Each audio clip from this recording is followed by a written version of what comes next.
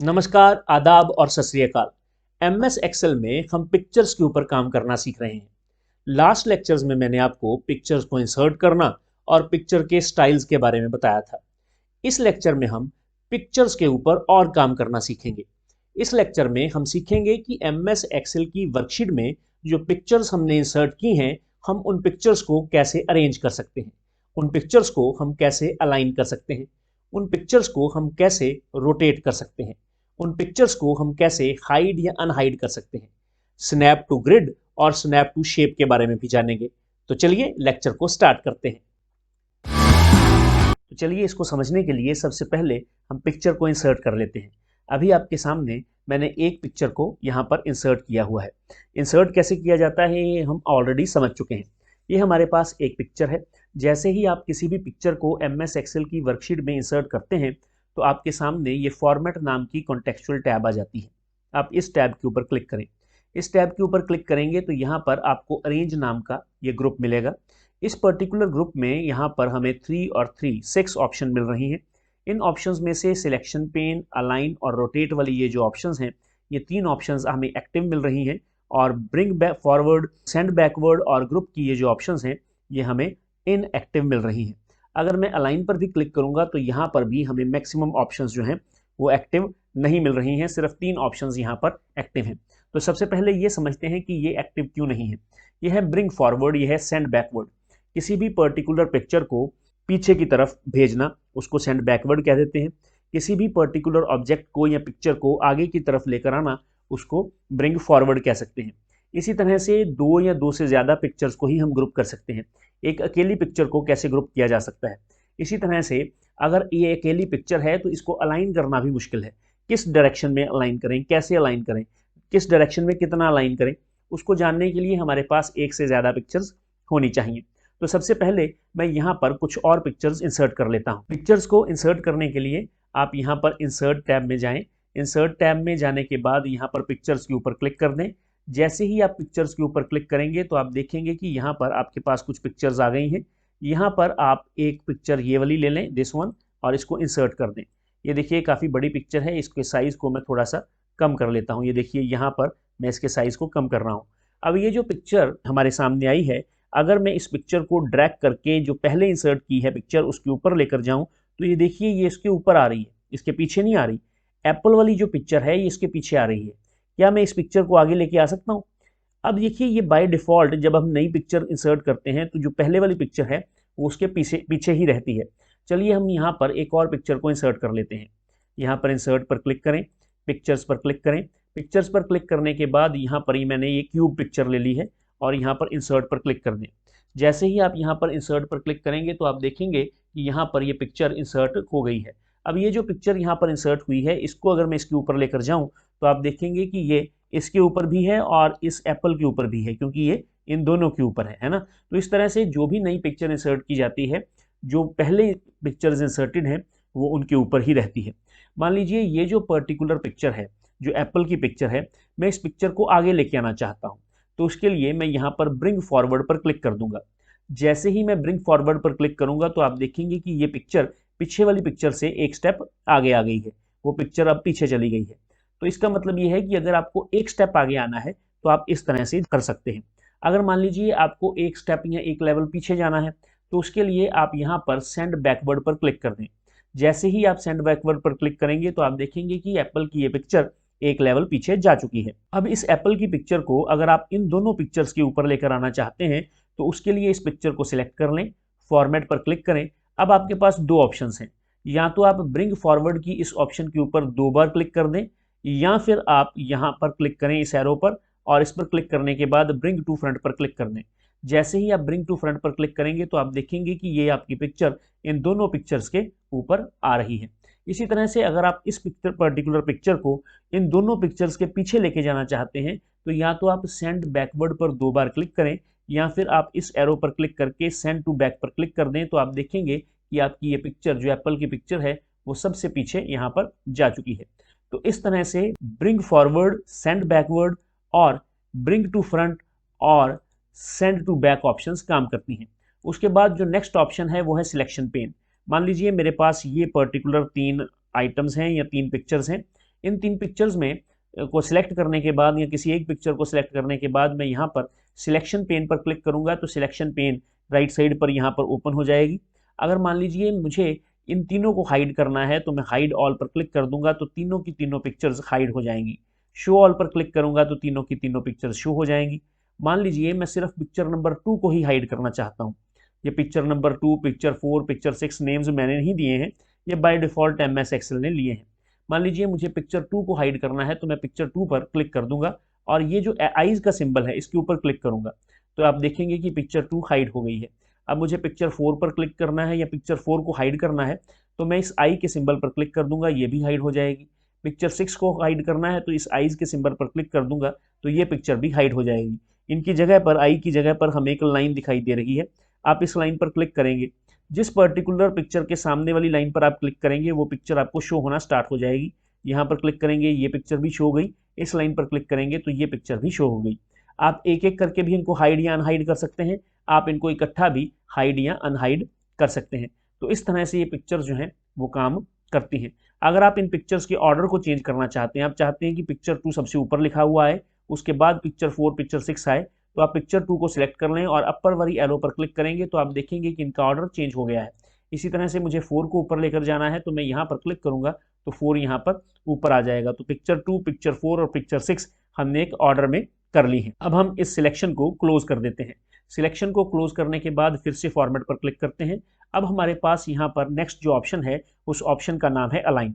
उसको लिए मैं थोड़ा सा इन फोटोज़ को छोटा कर लेता हूँ। मैंने इसको यहाँ पर छोटा कर लिया, इसको थोड़ा सा छोटा करके यहाँ पर कर लिया और इसको थोड़ा सा ऊपर कर लें, आप यहाँ पर रख लें, यहाँ पर इस तरह से, और इसको आप थोड़ा सा छोटा करके यहाँ पर रख लें और इसको भी आप छोटा कर लें, साइज़ को कम ही करना है सिर्फ और कुछ नहीं करना, इसको आप यहाँ पर रख लें। इसके बाद आप इन तीनों को सिलेक्ट कर लें, कंट्रोल A को प्रेस करने से ये तीनों सिलेक्ट हो जाएंगी। उसके बाद आप अलाइन पर क्लिक करें और यहाँ पर अलाइन लेफ्ट पर क्लिक कर दें। ये देखिए ये जो आइटम्स हैं ये लेफ्ट की तरफ अलाइन हो गई हैं। इसी तरह से मान लीजिए आपको इनको अलाइन राइट करना है तो आप यहाँ पर क्लिक करें और अलाइन राइट पर क्लिक कर दें, तीनों आइटम्स राइट साइड की तरफ आ जाएंगी। इसी तरह से अगर आप इनको सेंटर में करना चाहते हैं तो अलाइन सेंटर पर क्लिक कर दें, ये तीनों सेंटर में आ जाएंगी। इसी तरह से इनको अगर आपको अलाइन टॉप करना है तो आप अलाइन टॉप पर क्लिक कर दें, तीनों टॉप में आ जाएंगी।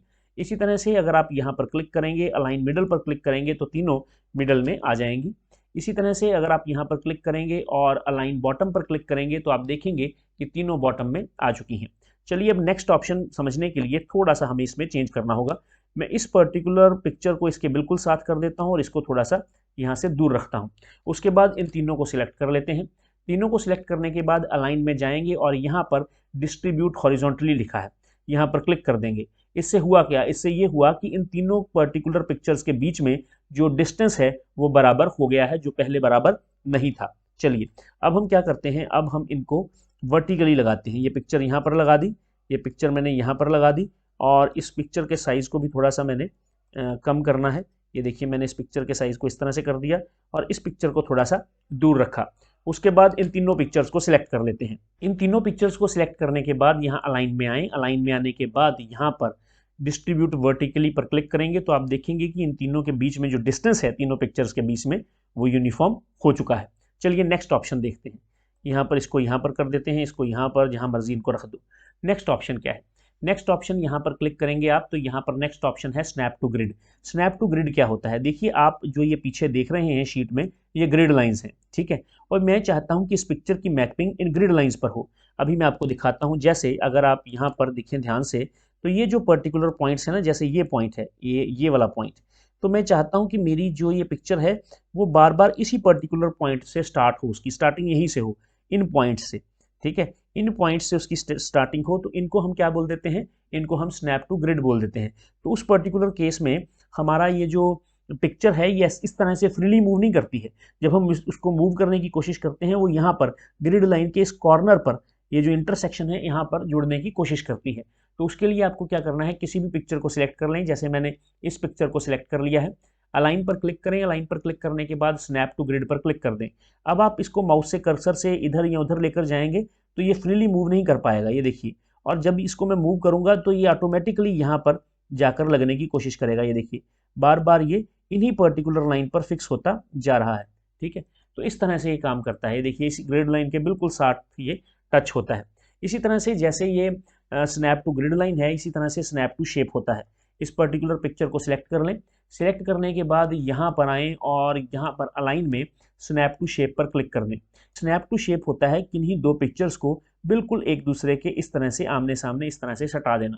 बिल्कुल ये ना बिल्कुल फ्रीली मूव कर रही और कोशिश कर रही है कि बिल्कुल इसके सामने अलाइन होकर आए। ठीक है, तो इस तरह से हम इसको स्नैप टू शेप बोल देते हैं। चलिए और देखते हैं।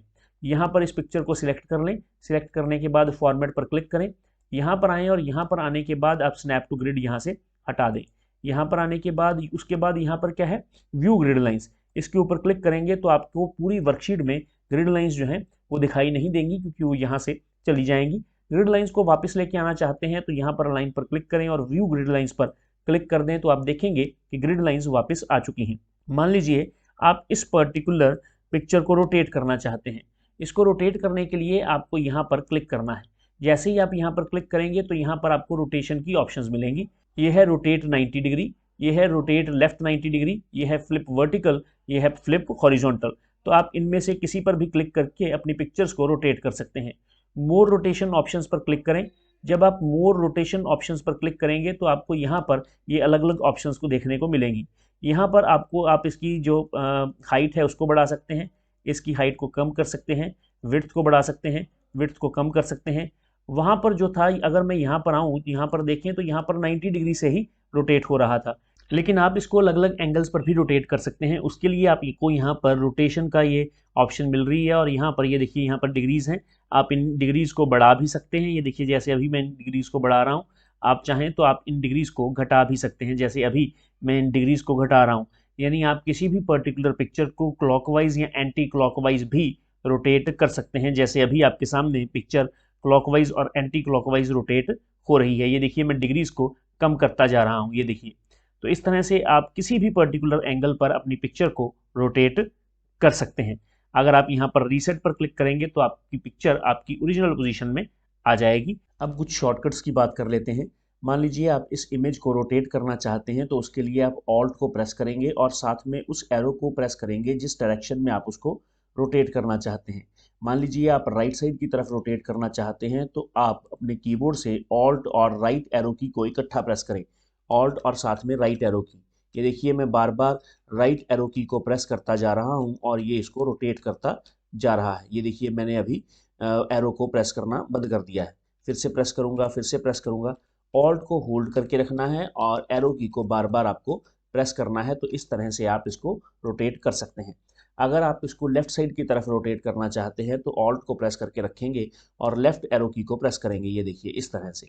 अब मैंने ऑल्ट को होल्ड किया हुआ है और लेफ्ट एरो की को प्रेस करता जा रहा हूँ बार बार, तो इस तरह से ये रोटेट हो रहा है। अगर आप इस इमेज के साइज़ को इंक्रीज़ या डिक्रीज़ करना चाहते हैं, यानी जूम इन या जूम आउट करना चाहते हैं, तो उसके लिए आप अपने कंप्यूटर के कीबोर्ड से शिफ्ट को प्रेस करें और उसके साथ आप अपर और डाउन एरो की को प्रेस करेंगे। शिफ्ट को प्रेस करने के बाद अपर एरो को प्रेस करेंगे तो ये देखिए ये जूम इन हो रहा है। शिफ्ट और डाउन एरो की को प्रेस करेंगे तो आप देखेंगे कि यहाँ पर ये जूम आउट हो रहा है। इस तरह से ये काम करता है। आप लेफ़्ट और राइट एरोज़ की का इस्तेमाल भी कर सकते हैं। अगर आप राइट एरो की का इस्तेमाल करेंगे तो आपके सामने ये आपको जूम इन होता दिखाई देगा और अगर आप लेफ़्ट एरो की का इस्तेमाल करेंगे तो ये आपको जूम आउट होता हुआ दिखाई देगा। तो इस तरह से आप इमेज के साइज़ को भी इंक्रीज़ या डिक्रीज़ कर सकते हैं शॉर्टकट्स की हेल्प से। तो this was all about the picture arrangements. इसमें हमने bring forward, send backward, selection pen, align, group and rotate के बारे में सीखा। अगर ये लेक्चर आपको अच्छा लगा है तो इस लेक्चर को आप लाइक करें, कमेंट करें, शेयर करें, चैनल को सब्सक्राइब करें, बेल आइकन के बटन को प्रेस करें। आज के लेक्चर में इतना ही। नेक्स्ट लेक्चर में मिलते हैं। Thank you very much.